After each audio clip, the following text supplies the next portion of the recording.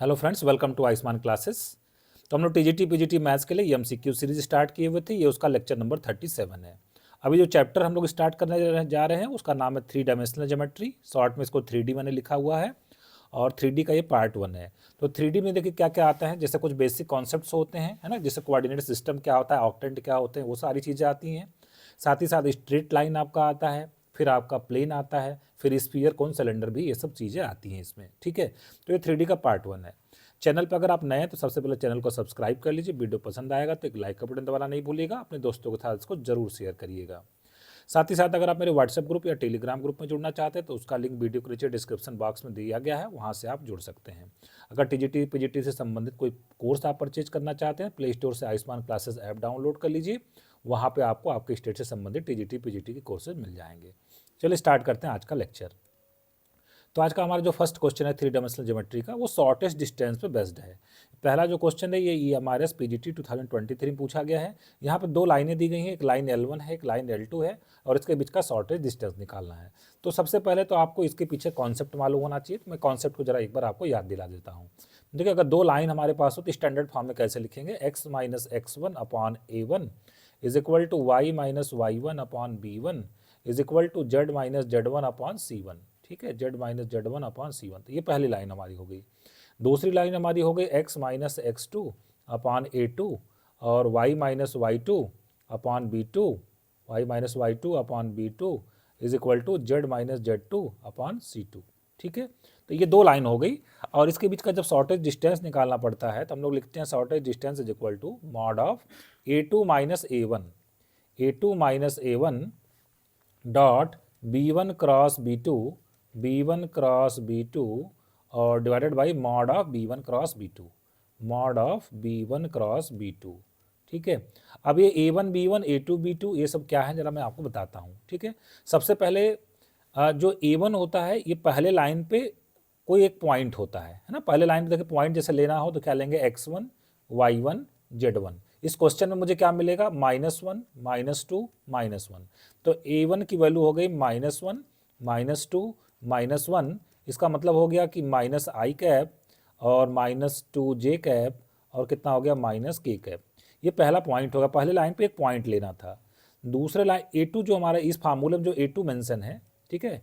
अच्छा, ये जो यहाँ पे A1 B1 C1 A2 B2 C2 लिखा है, इससे आपको कंफ्यूज होने की जरूरत नहीं है। जो मैं आपको बता रहा हूँ फार्मूले में उसका मतलब आप समझिए। तो A1 हमारा होगा पहले लाइन पे पॉइंट, पहले लाइन पे कोई भी पॉइंट हम लोग कैसे ले सकते हैं, x1 y1 z1। फिर A2 का मतलब दूसरे लाइन पे कोई पॉइंट जिसको हम लोग क्या लेंगे, x2 y2 z2, जो कि क्वेश्चन में लिखा होगा 2। अगर माइनस में है तो डायरेक्ट हम लोग लिख लेंगे प्लस, और अगर प्लस में है तो क्योंकि कंपेरिजन करना पड़ेगा ना, जैसे x माइनस x2 से कंपेरिजन करना है तो माइनस माइनस है तो x2 की वैल्यू तो 2 हो गई। लेकिन दूसरे में देखिए यहाँ पे प्लस लिखी गई, जिसे +2 लिखा गया है, तो आपको क्या लेना पड़ेगा, क्योंकि यहाँ पे y माइनस y2 है तो कंपेरिजन करेंगे तो y2 की वैल्यू आपको -2 मिलेगी। तो यहाँ पे मिल गया 2 -2 और कितना मिल गया 3। वेक्टर फॉर्म में अगर इसको लिखें तो क्या लिखेंगे, 2i कैप -2j कैप और +3k कैप। ये A1 A2 हो गया। अब हमें फार्मूले में दिया गया B1।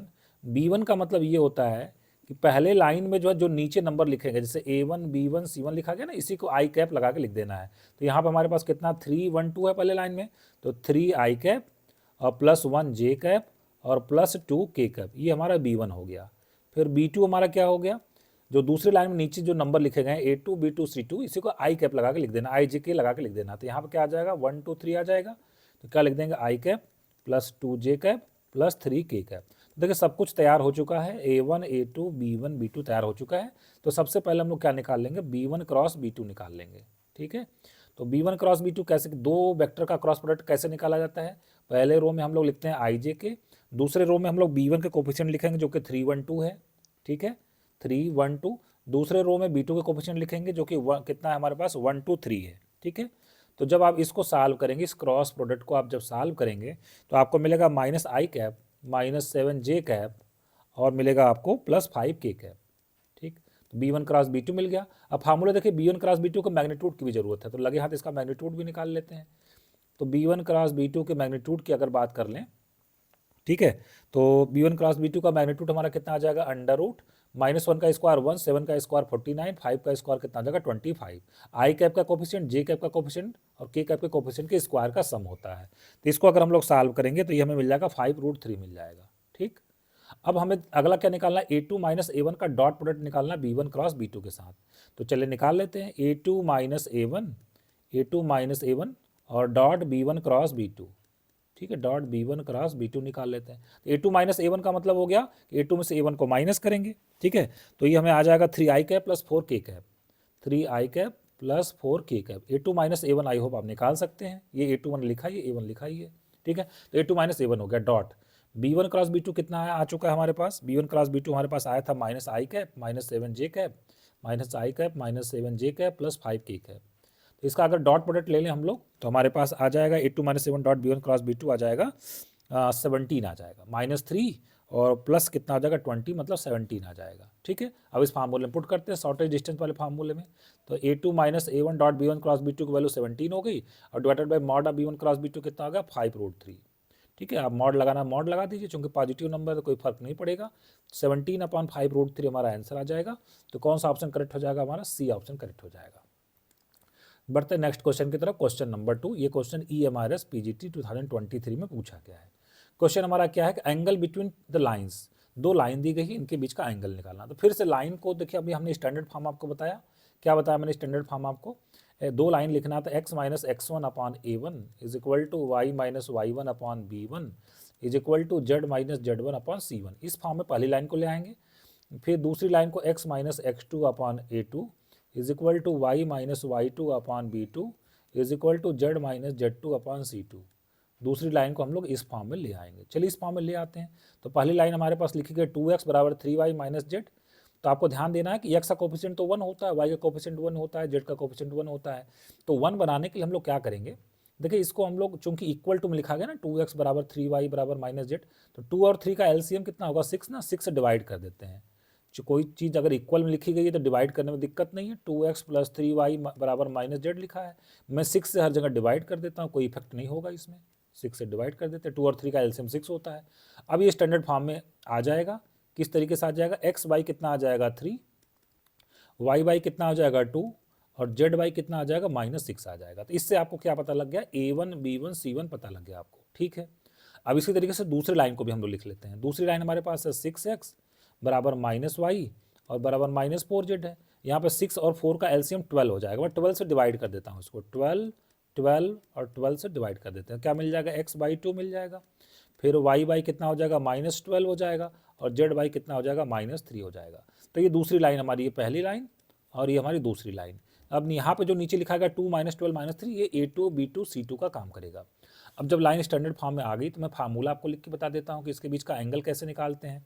तो इसके बीच का एंगल निकालने का फार्मूला होता है cos theta is equal to a1 a2 plus b1 b2 plus c1 c2 और upon under root a1 square plus b1 square plus c1 square और under root a2 square plus b2 square और plus c2 square. ये हमारे पास formula होता है।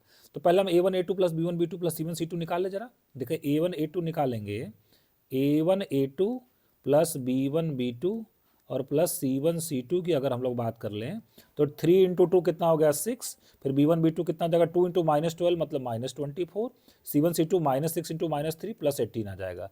18 plus 6 24 -24 zero आ गया। तो ऊपर कॉस थीटा में जीरो आ गया, तो जीरो अपॉन समथिंग नीचे लिखा हुआ है, तो जीरो अपॉन समथिंग कितना आएगा, जीरो आ गया। तो इसका मतलब कॉस थीटा जीरो आ गया तो थीटा कितना आ जाएगा 90 डिग्री आ जाएगा। कॉस 90 कितना होता है, जीरो होता है। तो इसका मतलब दोनों लाइन के बीच का एंगल 90 डिग्री है। तो इस तरीके से हमारा कौन सा ऑप्शन करेक्ट हो जाएगा, सी ऑप्शन करेक्ट हो जाएगा। बढ़ते हैं नेक्स्ट क्वेश्चन की तरफ, क्वेश्चन नंबर 3। ये भी क्वेश्चन EMRS PGT 2023 में पूछा गया है। क्वेश्चन हमारा ये कि which of the following points lie on a line passing through the point 2 -35 and parallel to this vector. अब देखिए सबसे पहले मैं फार्मूला आपको बता दूं, उस लाइन का इक्वेशन मुझे लिखना है जो कि एक पॉइंट से पास होता है। मान लीजिए कि वो पॉइंट हमारे पास है x1 y1 z1, x1 y1 z1। ठीक है, ये x1 y1 z1 से पास होने वाला और एक वेक्टर मान लीजिए मैं लिख देता हूँ a i cap plus b j cap plus c k cap. इस वेक्टर के वो पैरेलल लाइन है, जिस लाइन एल का हम इक्वेशन लिखने जा रहे हैं तो वो x1 y1 z1 से पास होती है और a i cap plus b j cap plus c k cap के पैरेलल है। तो इस लाइन का इक्वेशन कैसे लिखा जाएगा? लाइन एल का इक्वेशन लिखा जाता है x minus x1 upon a is equal to y minus y1 upon b is equal to z minus z1 upon c। फिलहाल यहाँ पे पॉइंट मुझे क्या दिया गया है, कौन से पॉइंट से वो लाइन पास होती है? 2 माइनस 3 5 से पास होती है। तो ये x1 y1 z1 की वैल्यू हो गई, मतलब x माइनस 2, यहाँ पे आ जाएगा y प्लस 3 और यहाँ पे आ जाएगा हमारे पास z माइनस 5 आ जाएगा। ठीक है, कौन से वेक्टर के पैरेलल है? I cap plus 3j cap plus -4 k cap, मतलब नीचे हमारे पास आ जाएगा 1 3 -4, 1 3 और -4। ये लाइन हमारे पास आ गई जिस लाइन की बात की जा रही थी। ठीक है, अब पूछा ये जा रहा है कि which of the following points lie on the line. इसमें 4 ऑप्शन दिए गए हैं, कौन सा पॉइंट है जो इस लाइन पे लाई करता है। तो अब वो तो रख के आपको देखना पड़ेगा कि कौन सा पॉइंट इस पे लाई करता है। ठीक है, जैसे पहला पॉइंट मैं अगर चेक करूँ 2 3 5 चेक करते हैं, तो x जगह 2 रखेंगे तो 2 माइनस 2 कितना हो गया? 0। फिर y जगह कितना रखेंगे? 3, 3 प्लस 3 कितना हो गया? 6/3। तो ये तो बराबर नहीं आया ना, 0/1 तो 0 आता है, 6/3 तो 2 आता है, तो बराबर तो नहीं आया। इसका मतलब ये पॉइंट तो लाई नहीं करता है। चलिए सी को चेक कर लेते हैं हम लोग। सी में कितना? 3 0 1, तो x के जहाँ 3 रखते हैं, 3 माइनस 2 कितना हो गया? 1/1। फिर y जहाँ रखते हैं 0 तो कितना हो जाएगा? 3/3 मतलब 1/1। और फिर z के जहाँ 1 रखेंगे तो 1 माइनस 4, z के जहाँ कितना रखना है? 1 रखना है, तो 1 माइनस 5 कितना हो जाएगा? -4, है ना। और यहाँ पे ये थोड़ा सा मैंने गड़बड़ लिखा है, यहाँ पे z माइनस 5 पर -4 है। हाँ, तो अब z के जब हम कितना रखेंगे? 1 1 माइनस 5 मतलब -4 अपन -4, मतलब ये भी 1/1 आ जाएगा। इसका मतलब जो सी पॉइंट है इसको क्या कर रहा है? सेटिस्फाई कर रहा है। तो सी ऑप्शन करेक्ट हो जाएगा, ए बी डी ऑप्शन हमारे क्या हो जाएंगे? एलिमिनेट हो जाएंगे। बढ़ते क्वेश्चन नंबर 4 की तरफ। ये क्वेश्चन KBS PGT 2023 में पूछा गया है। क्वेश्चन हमारे यह है कि coordinate of a point lie on a line this which is at a distance of 5 unit from this point, point 133। देखिए एक पॉइंट है P133, ठीक है, और एक लाइन दिया गया है आपको। लाइन क्या दिया गया आपको? लाइन दिया गया है, लाइन का इक्वेशन है हमारे पास x प्लस 2/3, ठीक है, is equal to y plus 1/2 is equal to z minus 3/2।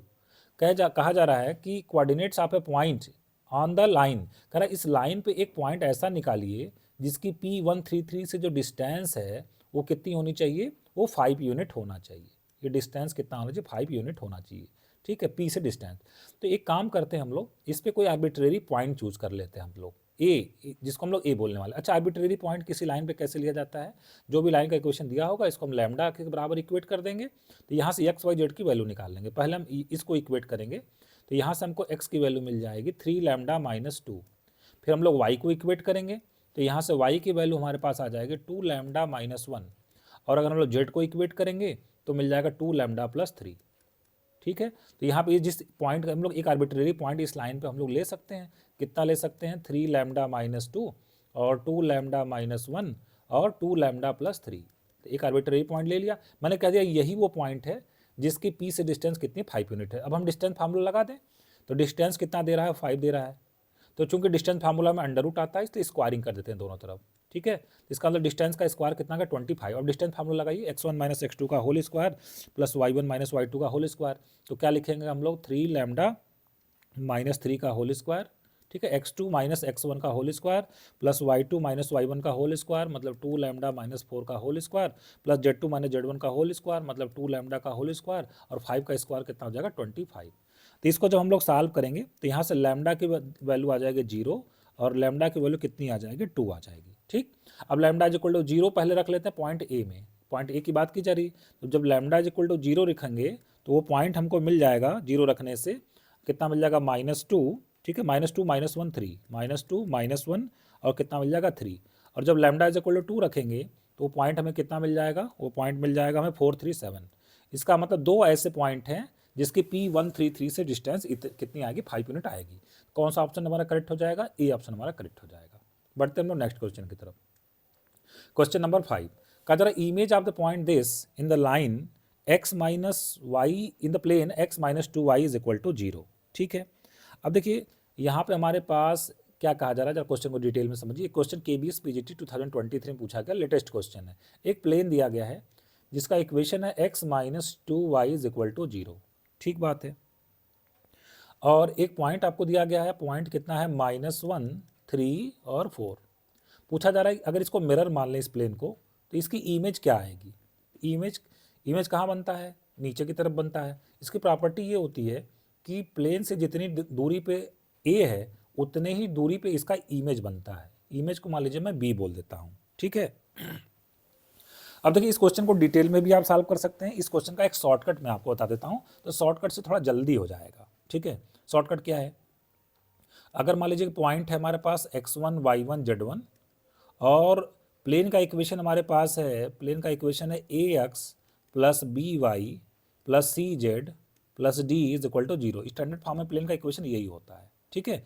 तो हम कह देते हैं चलिए इसका जो इमेज मिल रहा है वो कितना मिल रहा है, x2 y2 z2 मिल रहा है, x2 y2 और z2 मिल रहा है, ये इमेज है।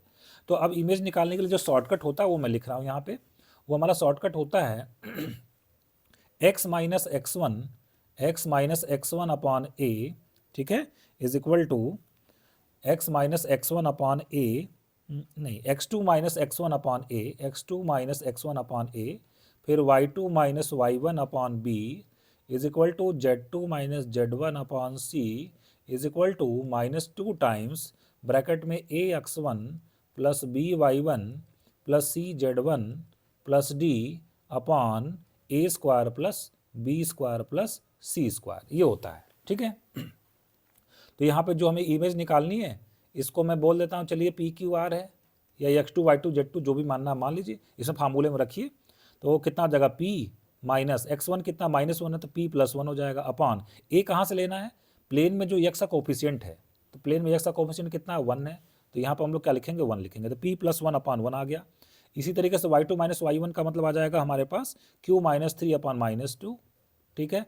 और z2 माइनस z1 हमारे पास कितना आ जाएगा r - 4 upon 0 is equal to -2 times. अब ये ax1 plus b y one plus c z1 का मतलब ये हो गया कि जो प्लेन का इक्वेशन है उसमें ये जो पॉइंट है ना x जहाँ पे x1, y जहाँ पे y1, z के जहाँ z1, तो इसका मतलब इस प्लेन में x जहाँ पे हम लोग कितना पुट करेंगे -1, y जहाँ पे 3 और z तो है ही नहीं इसमें, तो ये हमारे पास आ जाएगा ब्रैकेट में -2 टाइम्स ब्रैकेट में आ जाएगा -1 -6 और नीचे a square plus b square plus c square, मतलब प्लेन में जो x y z का कोफिशिएंट है उसके स्क्वायर का सम लिखना है, जो कि हमारे पास आ जाएगा 1 + 4 मतलब 5 आ जाएगा। अब पहले को मतलब p + 1 वाले को इससे कंपेयर करवा दें तो p की वैल्यू आ जाएगी, तो इसको कंपेयर करवाएंगे तो हमारे पास जो p की वैल्यू आ जाएगी वो आ जाएगी 9/5, p इज इक्वल टू 9/5। इसी तरीके से q को कंपेयर करवाएंगे तो q की वैल्यू आ जाएगी -13/5 और r की वैल्यू हमारे पास कितना आ जाएगा 4 आ जाएगा। तो हमारा जो इमेज मिला वो कितना मिल गया 9/5 और -13/5 और कितना मिल जाएगा 4 मिल जाएगा। तो इस तरीके से हमारा डी ऑप्शन क्या हो जाएगा, करेक्ट हो जाएगा, ठीक है। बढ़ते नेक्स्ट क्वेश्चन की तरफ। तो हमारा नेक्स्ट क्वेश्चन है क्वेश्चन नंबर 6। क्वेश्चन नंबर 6 में क्या कहा जा रहा है, coordinates of the point where the line, एक लाइन दी गई है, intersect the plane 2x + y + z is equal to 7 are what. NBS PGT 2022 का क्वेश्चन है, ठीक है। अब देखिए एक लाइन है, मान लीजिए इस तरीके से एक लाइन बना दें और एक प्लेन दिया गया है, पूछा जा रहा है कि ये जो लाइन है इस प्लेन को कहाँ पे इंटरसेक्ट करती है ना, ये जो लाइन है इस प्लेन को कहाँ पे इंटरसेक्ट करती है।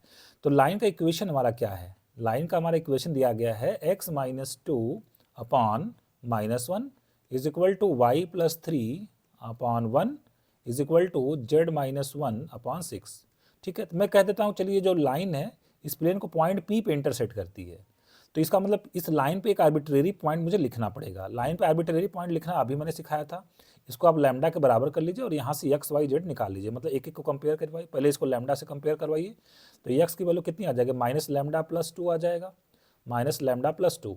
इसी तरीके से y को लैम्डा से आप कंपेयर करवाइए तो y की वैल्यू हमारे पास आ जाएगी λ - 3।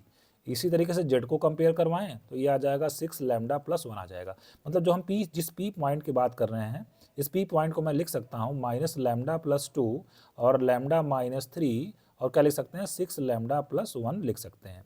अब देखिए ये पॉइंट अगर हम कह रहे हैं कि इस पॉइंट P पे ये लाइन इस प्लेन को क्या करती है, इंटरसेक्ट करती है, इसका मतलब पॉइंट P इस प्लेन पर लाई करता है, तो प्लेन के इक्वेशन को सेटिस्फाई करेगा। तो प्लेन का इक्वेशन हमारे पास क्या है 2x + y + z is equal to 7। अब इसमें x जहाँ पे हम लोग कितना रखेंगे -λ + 2, तो हमारे पास 2x है तो मतलब कितना हो जाएगा -2λ और प्लस कितना हो जाएगा 4 प्लस y का मतलब कितना हो गया λ - 3 और z का मतलब कितना हो गया 6λ + 1 इज इक्वल टू कितना हो गया 7 हो गया। तो -2λ + λ मतलब -λ, 6λ - λ मतलब 5λ हो गया। और 4 माइनस 3 कितना हो गया, 4 माइनस 3 1, और 1 प्लस 1 कितना हो गया 2, और 7 माइनस 2 कितना हो गया 5। तो यहाँ से लैम्डा की वैल्यू हमारे पास कितनी आ गई, 1 आ गई। लैम्डा इज इक्वल टू 1 रख दें तो पी पॉइंट का कोऑर्डिनेट आ जाएगा हमारे पास। तो पॉइंट पी का कोऑर्डिनेट हमारे पास कितने आ जाएगा, लैम्डा इज इक्वल टू 1 रखेंगे तो 2 माइनस 1 कितना आ जाएगा 1, ठीक है। फिर यहाँ पे 1 माइनस 3 मतलब -2, और 1 रखेंगे तो 6 प्लस 1 कितना आ जाएगा 7। मतलब ये लाइन इस प्लेन को 1 माइनस 2 7 पे इंटरसेक्ट करती है। तो कौन सा ऑप्शन करेक्ट हो जाएगा, 1 माइनस 2 7 के साथ सी ऑप्शन हमारा करेक्ट हो जाएगा। बढ़ते नेक्स्ट क्वेश्चन की तरफ, क्वेश्चन नंबर 7। कहा जा रहा है इफ द लाइन, एक लाइन ये दी गई है और दूसरी लाइन ये दी गई है। कहा जा रहा है कि these two lines are perpendicular to each other, then the value of lambda is equal to what, KBS PGT 2022 में क्वेश्चन पूछा गया है। अब फिर से देखिए यही कॉन्सेप्ट कि लाइन का इक्वेशन स्टैंडर्ड फॉर्म में आप लिखिए पहले, x minus x1 upon a1 is equal to y minus y1 upon b1 is equal to z minus z1 upon c1। दूसरी लाइन हमारी है x minus x2 upon a2 is equal to y minus y2 upon b2, और फिर z minus z2 upon c2, ठीक है। तो अगर ये दो लाइन स्टैंडर्ड फॉर्म में लिखी गई तो ये दोनों लाइन अगर परपेंडिकुलर है तो हमारे पास रिजल्ट आता है कि a1 a2 plus b1 b2 plus c1 c2 is equal to 0, ठीक है। ध्यान ये रखिएगा लाइन को स्टैंडर्ड फॉर्म में लिखने के बाद ही a1 b1 c1 और a2 b2 को c2 की हम लोग पहचान करेंगे। स्टैंडर्ड फॉर्म में लिखने का मतलब x y z का कोफिशिएंट 1 होना चाहिए। देखिए यहाँ पे x का कोफिशिएंट 1 है इसलिए ये हमारा a1 का काम करेगा, लेकिन यहाँ पे y का कोफिशिएंट -1 है तो पहले माइनस कॉमन लेना पड़ेगा। तो चलिए पहले हम लोग लाइन को स्टैंडर्ड फॉर्म में बना लेते हैं। पहली लाइन हमारी है x minus 5 upon 5 lambda plus 2, इसमें कोई दिक्कत की बात नहीं है, इज इक्वल टू यहाँ पे y का कोफिशिएंट -1 है तो माइनस कॉमन कर लेते हैं। तो कितना हो जाएगा y माइनस 2, और जो माइनस कॉमन किया तो उसको नीचे भेज देते हैं, -5 हो जाएगा। यहाँ पे भी z का कोफिशिएंट -1 है तो कितना हो जाएगा z माइनस 1 अपॉन कितना हो जाएगा 1 हो जाएगा। फिर दूसरी लाइन को भी स्टैंडर्ड फॉर्म में लिख लेते हैं, x अपॉन 1, फिर यहाँ पर 2 कॉमन कर लेते हैं क्योंकि y का कोफिशिएंट मुझे 1 चाहिए, तो 2 से हम लोग ऊपर नीचे डिवाइड कर देते हैं। तो कितना हो जाएगा y प्लस 1/2, और यहाँ पे आ जाएगा 2 लैम्डा, और इज इक्वल टू यहाँ से -1 कॉमन कर लेते हैं तो z माइनस 1 और अपॉन कितना हो जाएगा 3। अब हमारे पास ये लाइन स्टैंडर्ड फॉर्म में आ चुकी है। अब इस फार्मूले में रखते हैं a1 a2 मतलब 5 लैम्डा प्लस 2 को 1 से मल्टीप्लाई किया कितना हो गया 5 लैम्डा प्लस 2, b1 b2 का मतलब -5 को 2 लैम्डा से मल्टीप्लाई किया तो -10 लैम्डा हो गया, और c1 c2 का मतलब 1 को 3 से मल्टीप्लाई किया तो कितना हो गया 3 इज इक्वल टू कितना हो गया 0 हो गया, ठीक। 5 लैम्डा माइनस 10 लैम्डा मतलब -5 लैम्डा, 3 प्लस 2 5 राइट में जाएगा तो -5, तो यहाँ से लैम्डा की वैल्यू कितनी आ जाएगी 1 आ जाएगी। तो इस तरीके से हमारा सी ऑप्शन क्या हो जाएगा करेक्ट हो जाएगा, ठीक है। बढ़ते हैं हम लोग नेक्स्ट क्वेश्चन की तरफ, ठीक है। नेक्स्ट क्वेश्चन है हमारा क्वेश्चन नंबर 8, ठीक है। देखिए क्वेश्चन नंबर 8 में हमसे क्या पूछा गया है। नेक्स्ट क्वेश्चन फिर से पूछा गया कि शॉर्टेज डिस्टेंस आपको निकालना है, shortage distance between these two lines. अब की बार लाइन जो दी गई थोड़ी हल्की हल्की सी दी गई है, मतलब अच्छा सा इसका आंसर जल्दी आ जाएगा। RPSC PGT 2022 में क्वेश्चन पूछा गया है। तो अभी हमने शॉर्टेज डिस्टेंस दो लाइन के बीच का निकालने का फार्मूला आपको बताया था, पहला ही क्वेश्चन आप याद करिए, मैंने बहुत डिटेल में बताया। तो अब मैं थोड़ा इसको शॉर्टकट मेथड से करेंगे, थोड़ा जल्दी से करेंगे। शॉर्टेज डिस्टेंस का फार्मूला ये था कि A2 माइनस A1, A2 क्या था पहले लाइन पे एक पॉइंट और दूसरे लाइन पे एक point, dot B1 cross B2 कैसे निकलता है, जो A1 B1 C1 नीचे लाइन के लिखा रहता है उसको हम लोग B1 बोलते हैं, फिर नीचे सेकंड लाइन में B2 बोलते हैं। A2 minus A1 dot B1 cross B2 upon magnitude of B1 cross B2। तो ये हमारे पास आ जाता है फार्मूला शॉर्टेज डिस्टेंस का, यही लगाएंगे हम लोग। तो पहली लाइन में अगर हम लोग देखें तो आर लाइन को कैसे लिखा जाता है, आर पहली लाइन को हम लोग लिखते हैं ना, r is equal to A1 plus lambda B1, A1 plus lambda B1। तो कंपेयर करें तो A1 तो यहाँ पे 0 है, ठीक है, और जो B1 की वैल्यू हमारे पास है लैम्डा को छोड़ के बचा क्या -3 के कैप, तो B1 हमारे पास है -3 के कैप। इसी तरीके से दूसरे लाइन में अगर हम लोग देखें तो A2 बराबर कितना है, देखिए दूसरे लाइन को आपको थोड़ा सा ढंग से लिखना पड़ेगा। कैसे लिखेंगे ढंग से, पहले देखिए 1 को आई कैप में मल्टीप्लाई कर दीजिए तो कितना हो गया आई कैप, फिर यहाँ पे इसमें -TJ कैप और इसमें टी हम लोग कॉमन कर लेते हैं, ठीक है।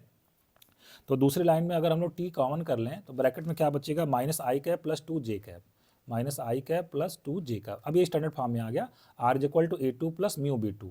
तो यहाँ पे A2 की वैल्यू कितनी हो गई आई कैप, और जो B2 की वैल्यू है जो टी के बगल में लिखा गया है वो कितना है -I cap plus 2J cap. तो ये फार्मूले में हम लोग रखते हैं यहाँ पे। तो सबसे पहले हमें निकालना पड़ेगा B1 क्रॉस B2। तो B1 क्रॉस B2 का आप डिटर्मिनेंट बना के निकालेंगे। डिटर्मिनेंट में पहले रो में क्या लिखेंगे IJ के, और b1 कितना है, b1 कोफिशिएंट कितना -3 है ना, तो -3 तो k कैप का कोफिशिएंट है, i कैप कितना है 0, j कैप कितना है 0। फिर b2 में कितना है -1 है, i कैप का कोफिशिएंट -1, j का 2 और k का कितना है 0। तो जब हम लोग इसको सॉल्व करेंगे तो ये हमारे पास आ जाएगा, this is equal to 6i cap plus 3j cap, 6i cap plus 3j cap. आप चाहे तो सेकंड रो के लॉन्ग ओपन कर दीजिए, जल्दी से मिल जाएगा क्योंकि 2 जीरो हैं तो जल्दी से मिल जाएगा b1 क्रॉस b2। तो b1 क्रॉस b2 का अगर हम लोग लगे हाथ मैग्नीट्यूड भी निकाल लेते हैं तो b1 क्रॉस b2 का जो मैग्नीट्यूड आ जाएगा वो आ जाएगा 3√5। ठीक, अब a2 माइनस a1 तो i कैप है ना, a2 माइनस a1 करेंगे तो i कैप -0 मतलब i कैप आ जाएगा। तो i cap dot 6i cap plus, इसमें हम लोग रखते हैं फार्मूले में, तो i कैप का डॉट प्रोडक्ट लेना है किसके साथ, 6i प्लस 3j के साथ। ठीक है, और नीचे b1 क्रॉस b2 का मैग्नीट्यूड कितना 3√5 है, तो i को i के साथ करेंगे तो 1 आ जाएगा, मतलब कितना हो गया 6/3√5, 6/3√5। बाकी i को i डॉट j कितना आ जाएगा 0 आ जाएगा। तो ये आगे हमारे पास 3 से डिवाइड कर दे तो 2√5 हमारा क्या हो जाएगा, आंसर आ जाएगा। तो कौन सा ऑप्शन करेक्ट हो जाएगा, बी ऑप्शन करेक्ट हो जाएगा। बढ़ते नेक्स्ट क्वेश्चन की तरफ, क्वेश्चन नंबर 9। कहते हैं इफ द लाइन, एक लाइन ये दी गई है, lies in the plane 4x plus c y plus 4z minus d is equal to 0, then the value of c and d is equal to what. कहा जा रहा है देखिए एक प्लेन आपको दिया गया है, ठीक है, एक प्लेन दिया गया है और कहा जा रहा है एक लाइन जो इस प्लेन पे कंप्लीटली लाई करती है। तो कंप्लीटली लाई करती है, देखिए इस लाइन पे एक पॉइंट तो हम लोग बता ही सकते हैं, कौन सा पॉइंट है वो, 3 है, 4 है और 5 है। तो इस लाइन पे एक पॉइंट है 3, 4, 5। ठीक है, इसका मतलब 3, 4, 5 अगर लाइन पे लाई करता है और लाइन प्लेन में लाई करती है, इसका मतलब ये पॉइंट प्लेन पे भी लाई करेगा, तो प्लेन का इक्वेशन को सेटिस्फाई करेगा। प्लेन का इक्वेशन हमारे पास क्या है, 4x plus c y plus 4z minus d is equal to 0। और इस प्लेन पे 3, 4, 5 लाई करता है तो सेटिस्फाई करेगा। x जगह पर 3 रख देते हैं, 4 3 12 हो गया, y जगह पर 4 रख देते हैं, 4c हो गया, z की जगह पर 5 रख देते हैं तो 5 4 जा कितना होगा 20 minus d is equal to कितना हो जाएगा, 0 आ जाएगा। ठीक है, तो यहाँ से अगर हम लोग उसको थोड़ा सा सिंप्लीफाई करेंगे तो हमें मिलेगा 4c माइनस डी, हमें मिलेगा 4c minus d is equal to कितना मिलेगा, -32 मिला। खाली इतने इन्फॉर्मेशन से हमें ये चीज़ मिली। ठीक है, क्यों ना हम इतने से ऑप्शन को ही जो चेक कर लेते हैं, हो सकता है कि इतने से हमारा ऑप्शन जो करेक्ट हमें पता लग जाए कौन सा ऑप्शन करेक्ट है। ये पूछें सी और डी की वैल्यू क्या है, सी और डी की वैल्यू वही होगी जो इस रिलेशन को क्या करेगी, सेटिस्फाई करेगी। पहले ऑप्शन को हम लोग पुट करवाते हैं 5 और 3, सी की वैल्यू 5 4 जा 20, 20 माइनस 3 -32 तो आएगा नहीं, ये ऑप्शन गलत है। दूसरा ऑप्शन 2 - 8 है, 2 रखेंगे तो 8 और प्लस 8 16 ही आएगा, 32 तो आएगा नहीं, बी ऑप्शन गलत है।